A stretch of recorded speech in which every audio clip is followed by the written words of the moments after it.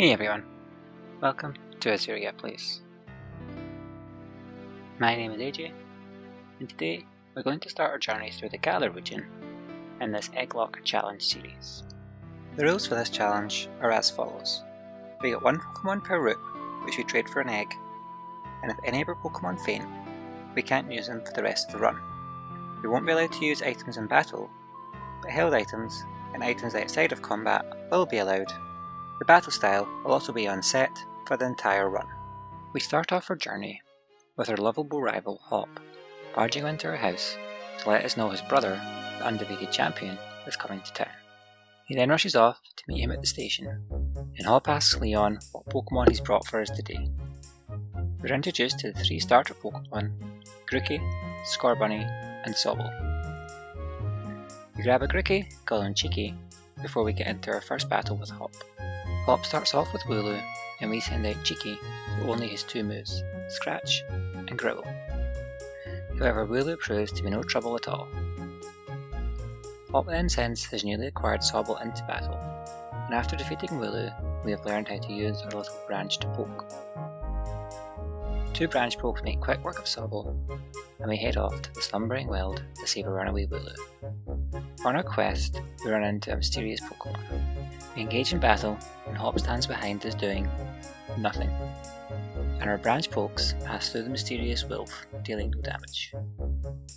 After we pass out, Leon comes to our rescue, and we leave the slumbering world and head along Route 2 until we reach the Professor's house. Here we gain access to the Wakai, and we can start to trade for the eggs we need to begin this challenge. Now that we have officially started the run, we head for Route 1 and Route 2 so we can catch ourselves first 2 Pokemon, a Wooloo and a Squirtle. We swap these for our first 2 eggs and head out of Wedgehurst towards Route 2 so we can get to work on hatching them. On the way there, we meet a woman who seems to be waving at, well, something, and our pure Turtle seems to be very confused. Don't worry, little guy, we're just as confused as you are. We then proceed to run headfirst into a Wooloo, followed by a lamppost. So perhaps we should be more concerned about ourselves, rather than the random waving lady. After wandering around a bit more, our first 2 eggs hatch.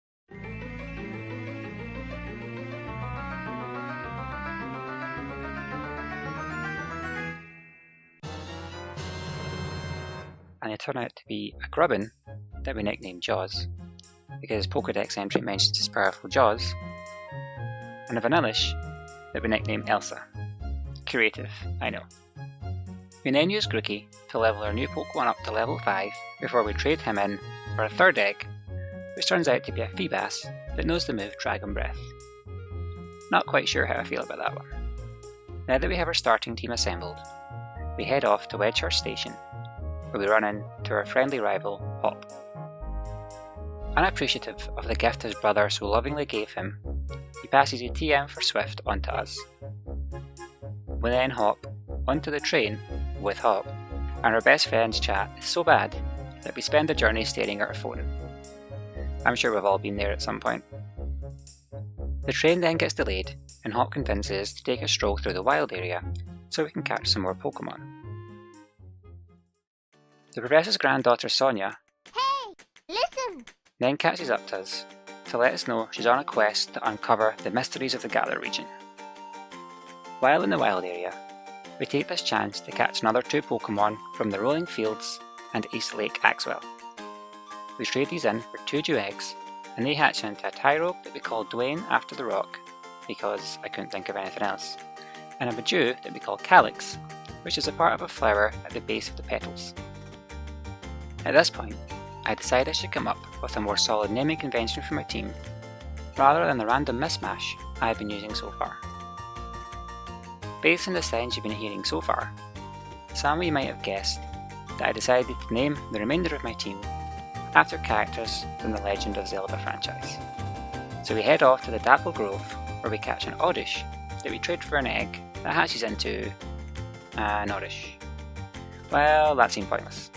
We name our Oddish Makar after the Korok Wind Sage and continue on to Motostoke. Hey, listen! We once again run into Sonia, who has apparently forgotten her name already. In the stadium, we are introduced to Bede, who Hop claims is a piece of work. Pfft. Not from my experience, Hop. We then head off to catch some Z's, but of course, the local young team are causing a scene. We decide to teach them a lesson they won't soon forget. Unless, of course, their memory is as bad as Sonia's. The first Team Yell member sends out a Galarian Zigzagoon, and we send out our Frozen Queen to put him on ice. Elsa uses her magic to form some ice crystals that she launches at the punk rock raccoon, who counters by licking her in the face, which leaves her paralysed. Unhindered by her status infliction, she fires off another ice shard to win the battle. Undeterred at watching her friend get defeated by some floating ice cream, we are immediately challenged by another grunt who sends out a Nickit. Elsa is still paralysed from her previous battle, so when the thieving fox launches a quick attack, it beats Elsa to the punch, but ultimately falls very short of the mark with a measly 2 damage. Elsa then counters with an ice shard, taking Nickit below half health and ending the turn. Elsa then starts to freeze the air around her for another attack, but ultimately succumbs to her paralysis, allowing Nickit to wag her tail at us, lowering her defense stat. After tanking a slightly stronger quick attack, Elsa fires off one final attack to win us the battle. At this point, Hop appears to accuse her of practicing without him, before he heals her Pokemon and joins us in a double battle against the last 2 members of Team Yell. Elsa and Wooloo versus Nickit and Zigzagoon. After Nickit launches a speedy strike to start things off, Elsa's thoughts crystallise and she fires off an icy blast against both opponents, while Wooloo growls. Thanks, Hop, you see you're just as competent as ever. Zigzagoon counters with a snarl, and Nickit starts the next turn with another quick attack. Enraged at how useless Hop's Wooloo is, and unable to let it go, Elsa hits both her opponents with another icy wind, taking out Zigzagoon. Not wanting to suffer the same fate, Wooloo launches a tackle and ends the battle. While the Frozen references might not have been necessary, I make no apology for them. Marnie, clearly another rival, appears and tells off her good squad for causing a ruckus. We then enter the Jib Challenge opening ceremony before heading off for a bit of fishing in the local river to get ourselves a new egg. After all, we all know that's where eggs come from, right? Before the egg actually hatches, we end up in a battle with our less than competent rival, Hop. At this point, we have 4 team members who are all very weak to fire, and I'm dreading the score bunny that Hop is going to be sending our way. Hop starts off with a Wooloo, and we send out the tried and tested Queen of Arendelle. Letting her power flurry through the air, Elsa blasts Wooloo with an icy wind before tanking a tackle for the tiny sheep Pokemon. Another icy wind makes quick work of Wooloo, and Hop sends out his score bunny, or his Sobble. We recall Elsa and send Makar into the spotlight as Hop shows us his true power, the almighty Water Gun. Being a grass type, we take the hit with relative ease before Sobble resorts to using Pound. Makar counters with a Mega Drain, dealing decent damage and restoring his own HP to full, but not before Hop interrupts to tell us he should have known that we'd mastered type matchups. Seems like most people in this game suffer from short-term memory loss. Sobble then fires off another Water Gun, showing Hop has definitely not mastered his type matchups, before one final Mega Drain takes the Water Lizard down. Hop then sends out his Rookidee, and we waste no time in swapping Makar for Elsa. As if possessed by a seagull, Rookidee charges at her ice cream, trying to get a taste as it pecks away. Unamused, Elsa's power flurries through the air, clipping the tiny bird Pokemon's wings and winning us the battle. After the fight, we catch a Pokemon on Route 3 and get to work hatching the 2 eggs we now have in our possession. After wandering about, our eggs begin to hatch. We end up with a Joltik that we named Skulltula, and a Charmander that we call Baloo after the guardian of Dragon Roost Island. Fun fact, Charmander can learn Wing Attack. Who knew?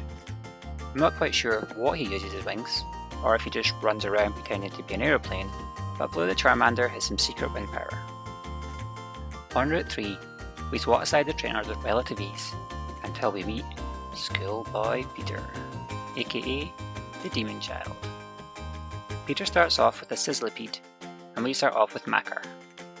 As Hop pointed out, we know our type matchups, so we recall him immediately. Valoo is a little low on HP after battling the other Route 3 trainers, and almost everyone else in the team is weak to fire or bug, so we opt to swap for Dwayne. Upon entering the field, Dwayne takes an emerald to the face and loses a third of his HP.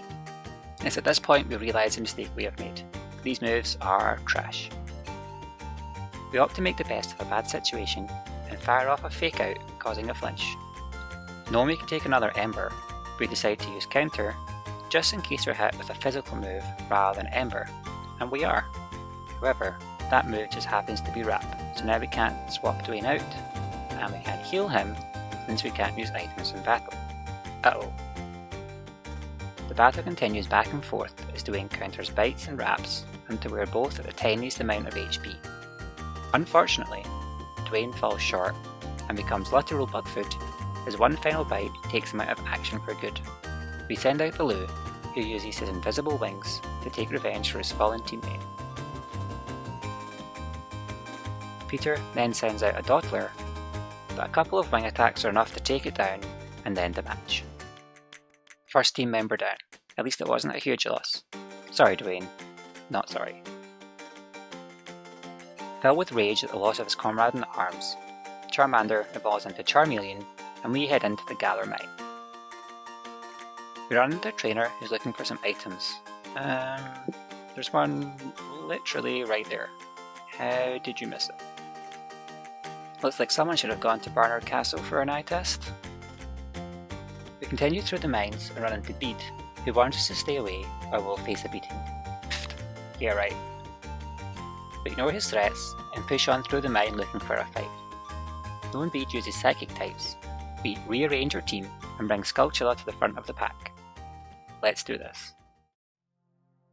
Bede sends out his Solosis, and we send Skulltula into battle for the first time. Upon seeing a floating sphere of jelly, our hungry little spider lunges forward to gobble it up, taking down the psychic blob in a single hit. After telling us he was just letting us shine, Bede sends out Gothita. Skulltula once again lunges forward, taking a chunk out the tiny goth's HP and lowering her attack stat. Her ability then activates. Competitive. Oh dear. Gothita's special attack raises by 2 stages, and she fires off a side beam to blast poor Skulltula into oblivion. That was upsetting. Something that cute definitely deserved better. We send out Valoo, who finishes Gothita off with a bite, allowing him to avenge yet another fallen teammate. What an MVP. Bede then sends out Hatena, and Valoo continues to chomp his way through the opposition. Disgruntled at being bitten, Hatena unleashes a confusion, which Valoo tanks with ease, before delivering one final bite to take Bede down. Maybe Hawk was right, Bede is a piece of work. We take a moment to move Skulltula to the graveyard, gone before his time.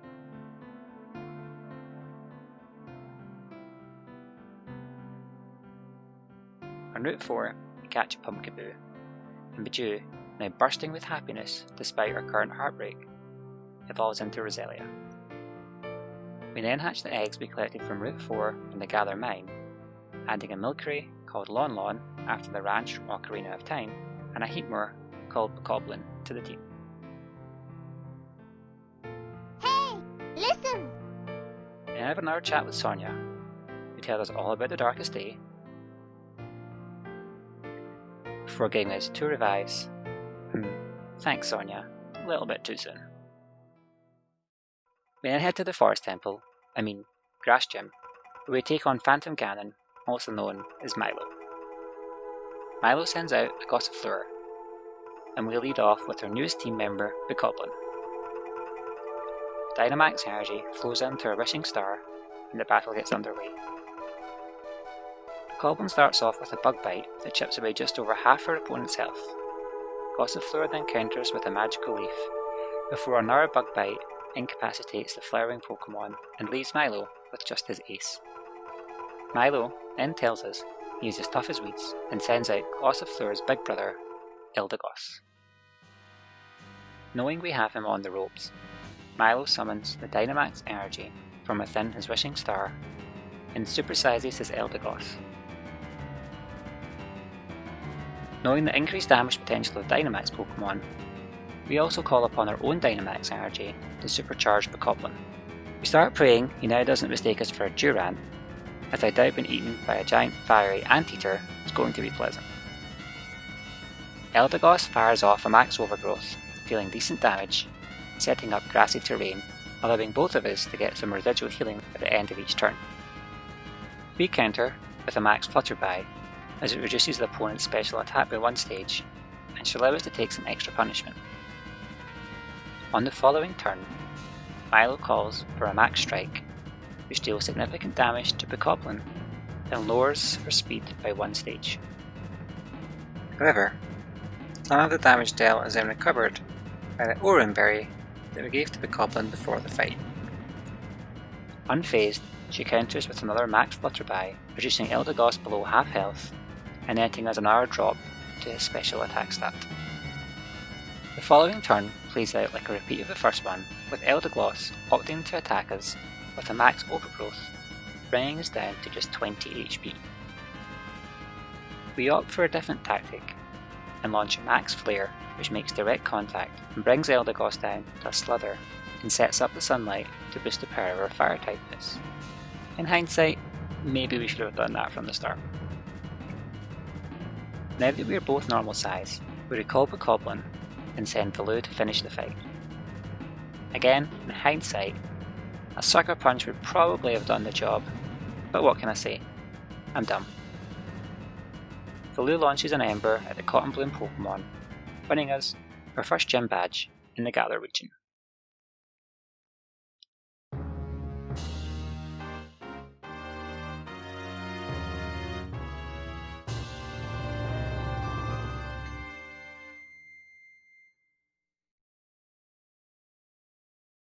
Well, that's it for this episode.